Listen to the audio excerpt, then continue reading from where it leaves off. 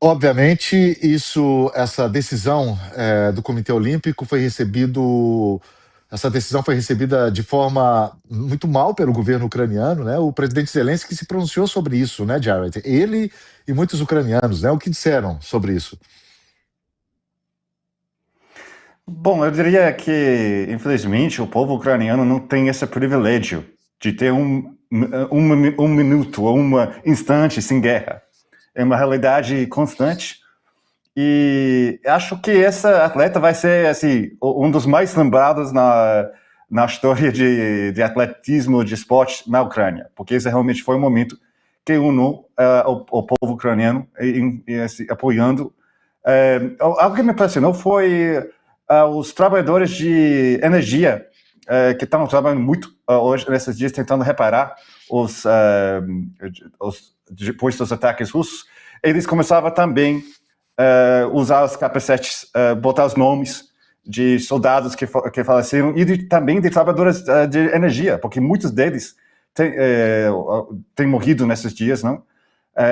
Então foi um momento de raiva, mas também de unidade do povo ucraniano, da minha ponto de vista, pelo menos.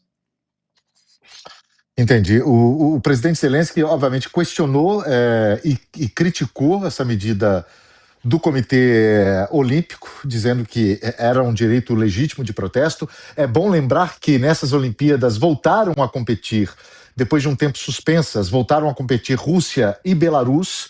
Isso, obviamente, não agradou muita gente, especialmente a Ucrânia, mas, por outro lado, havia muitos questionamentos. Poxa vida, se a Rússia não está competindo, por que não punir outros países que também são acusados de crimes de guerra?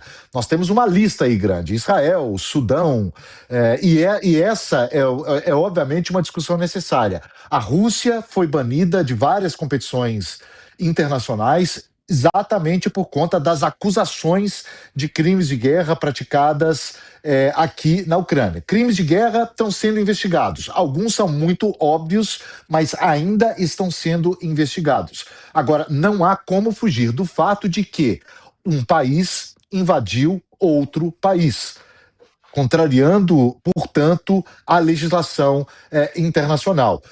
Mesmo países como o Brasil, que não se comportam ali como alguns países europeus, Reino Unido, Alemanha, França, o Brasil não reconhece, por exemplo, a Crimeia como território russo, né? A Crimeia, ou Donetsk, ou Luhansk, oficialmente, pelo menos, o Brasil reconhece esses territórios como territórios ucranianos e defendeu várias vezes, inclusive nas suas votações na ONU, a legitimidade da Ucrânia e o direito da Ucrânia sobre esses territórios. Mas essa questão diplomática é uma questão delicada, né, Jared? Porque é algo que eu percebo dos ucranianos, não sei se você tem também, você que vive aqui, mas é de outro país, é dos Estados Unidos. Não sei se você tem também essa impressão, e eu não estou falando exatamente sobre o caso do atleta, de que às vezes é uma discussão difícil com os ucranianos, ao mesmo tempo que eu entendo que eles querem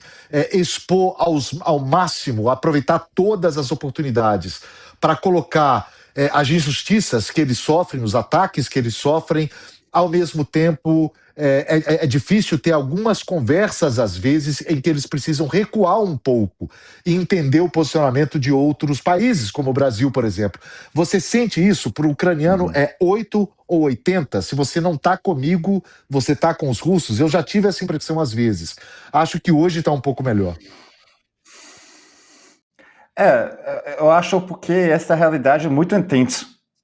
Quando você está sobrevivendo ataques cada semana, quando você já perdeu alguém, eu não conheço nenhum ucraniano que não perdeu alguém ou que não conhece alguém que morreu na frente.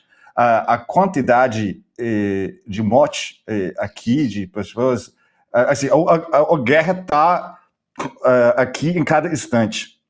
E com este nível de trauma, sim, as pessoas vão reagir com emoção. E é como você falou, tem esta ideia de 8 ou 80. Acho que é por causa desta realidade intensa que não realmente não para.